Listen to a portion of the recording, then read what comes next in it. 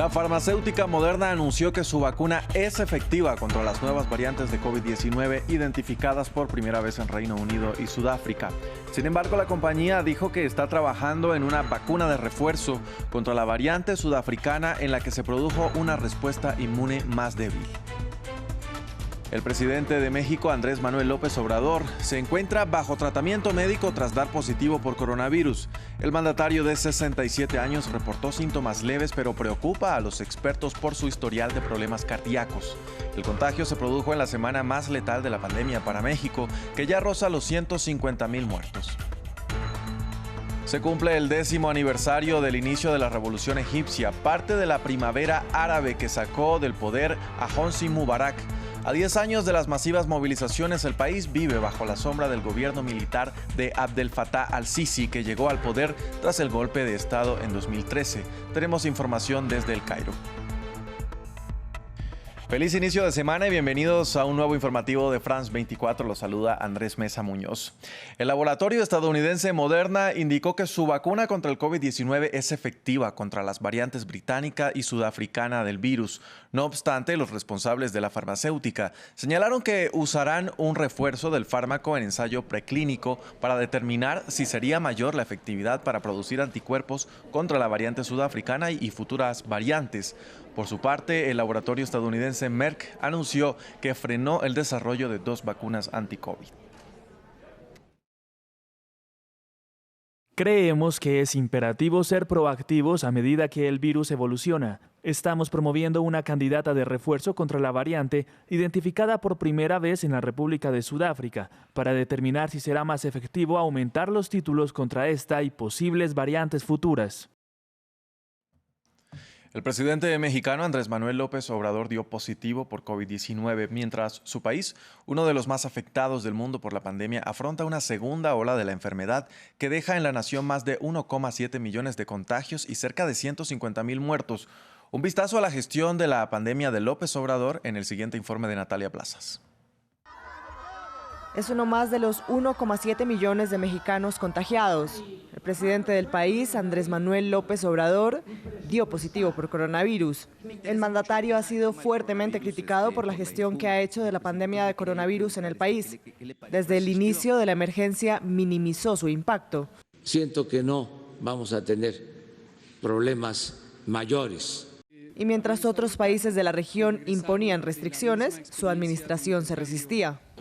No dejen de salir, todavía estamos en la primera fase. Ya yo les voy a decir cuándo no salgan. A pesar de haber sufrido un infarto y padecer hipertensión, rara vez se le ha visto con una mascarilla en público. A lo largo de la pandemia ha continuado sus viajes y mítines por diferentes puntos del país y ha seguido saludando a sus simpatizantes con apretones de manos y abrazos. Lo del coronavirus, eso de que no se puede uno abrazar, hay que abrazarse, no pasa nada, y así. Promovió dudosos métodos para una supuesta protección ante el contagio. Este es el detente. Detente. Ahora AMLO se une a otros líderes mundiales que han contraído la enfermedad, como el expresidente estadounidense Donald Trump, el presidente brasileño Jair Bolsonaro o el primer ministro británico Boris Johnson. También ellos restaron importancia al impacto del virus y se negaron al inicio de la pandemia a imponer restricciones. El primer caso de la enfermedad se detectó a finales de febrero en ese país. Menos de un año después ya suma 150,000 muertes por coronavirus. México es la 4ª nación a nivel mundial con mayor número de muertes por esa enfermedad. Europa ya superó los 32 millones de contagios de COVID-19. En Francia, el gobierno baraja un posible tercer confinamiento que, según la recomendación de los expertos, debería iniciar en febrero para evitar una situación extremadamente difícil a mediados de marzo. En Reino Unido, el primer ministro Boris Johnson analiza endurecer los controles fronterizos ante el riesgo de nuevas variantes que las vacunas no puedan combatir. La Comisión Europea sugirió a los países de la Unión Europea que recomienden no viajar desde ni hacia áreas de alto riesgo de expansión de la pandemia. Desde Bruselas, nuestra corresponsal Esther Herrera nos amplía la información. La Unión Europea quiere evitar que se descontrole por completo la situación por la tercera ola del coronavirus en la Unión Europea. Por ello, apunta a los viajes dentro de sus fronteras. La Comisión Europea propone aislar a la práctica todas las zonas y países con una incidencia acumulada de 500 casos por 100.000 habitantes, algo que afectaría especialmente a España y Portugal. A todos los viajeros que provengan de estas zonas se les obligará a que tengan un test negativo antes de viajar y se les obligará a una cuarentena a su país de llegada. Tampoco se descartará un segundo test para evitar casos en que se pueda importar el virus. La Comisión Europea quiere evitar a toda costa que la gente pueda viajar dentro de la Unión Europea, con una especial atención a las nuevas variantes. También se vigilará a los pasajeros que provengan de países donde ya se han confirmado los casos. Lo que quiere la Unión Europea es, sobre todo, por una parte, evitar los viajes y a la vez también vigilar a las nuevas variantes mucho más peligrosas debido a su mayor transmisibilidad. Además, este momento es muy delicado para la Unión Europea en plena campaña de vacunación, especialmente ahora que AstraZeneca y también Pfizer ya han dicho que no cumplirán con el calendario de producción, y esto podría retrasar muchísimo más la campaña de vacunación dentro de la Unión Europea. Cambiamos de tema y vamos a Egipto, que cumple 10 años del surgimiento de las masivas protestas callejeras que sacaron del poder al entonces presidente Hosni Mubarak. A continuación, una mirada retrospectiva a los eventos que se han desarrollado en la última década. Plaza Tahrir, el corazón del levantamiento popular de Egipto. A partir del 25 de enero de 2011, miles de manifestantes se reunieron bajo la atenta mirada del ejército, pidiendo un cambio inmediato durante lo que llamaron un día de rabia. Bajo la creciente presión de las protestas callejeras, el presidente Hosni Mubarak renunció y salió del Cairo con su familia el 11 de febrero. Espero que algún día esta revolución de enero pueda traernos lo que hemos pedido: pan, libertad, justicia social y dignidad. Se celebraron elecciones legislativas y, para la sorpresa de todos, los islamistas obtuvieron 2/3 de los escaños de los diputados.